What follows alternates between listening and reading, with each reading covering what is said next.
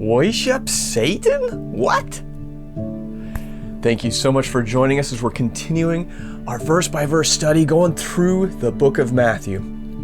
We are in Matthew chapter 4, starting at verse 8. We're at the third temptation. Jesus he fasted for 40 days and 40 nights.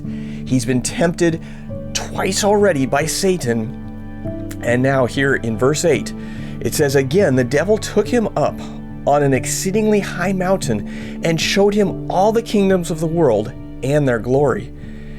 And he said to him, 'All these things I will give you if you will fall down and worship me,'" worship Satan. "Then Jesus said to him, 'Away with you, Satan, for it is written, you shall worship the Lord your God, and him only you shall serve.' Then the devil left him, and behold, angels came and ministered to him." So, his section, it's kind of crazy. Why would the devil even think that Jesus would fall down and worship him? We got to trace things back a little bit. This has been Satan, the devil's plan all along. We read back in Isaiah 14, where Lucifer, Satan, the devil, same guy, he wants to raise himself up really, really high, even to be worshipped like God, it says. This has been his desire forever, for his existence, is for everyone to worship him. In this temptation, we see he would be willing to give up all authority of the earth, which he obviously has. Jesus doesn't question that. This authority was given to him, was sold to him by Adam and Eve. When they said, "You know what?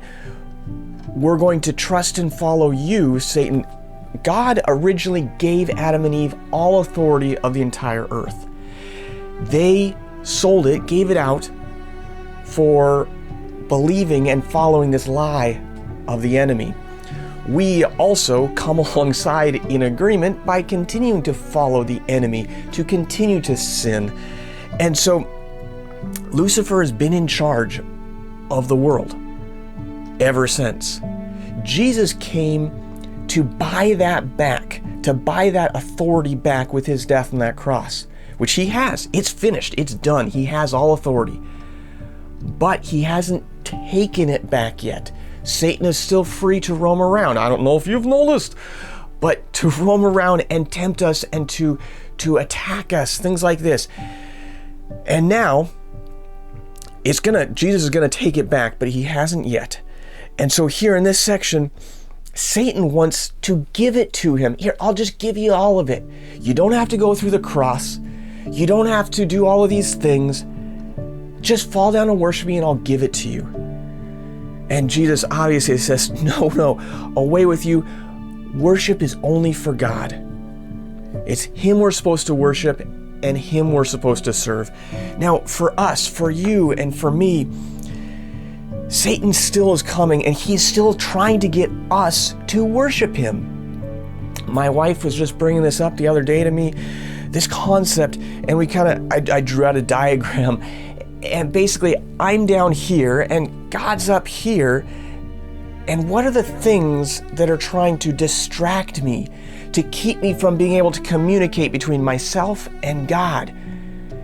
And those distractions, they could also be called lies or idols. They're things that the enemy is trying to use to keep us from being in good communication with God. Now, the point is, he wants us to serve those things. He wants us to worship anything other than the Almighty God who created us. And that is what Lucifer is trying to do. That's what Satan is trying to do, is trying to get us to do that. Our job right now, and I want to encourage everyone watching this video, that we would all stop and think and pray and ask God, please search my heart. Show me the things that are distracting me, that are taking my worship from you, Lord, and taking it to other things. That my time, my money, my talents, the things that are taking my focus off of God and onto these things.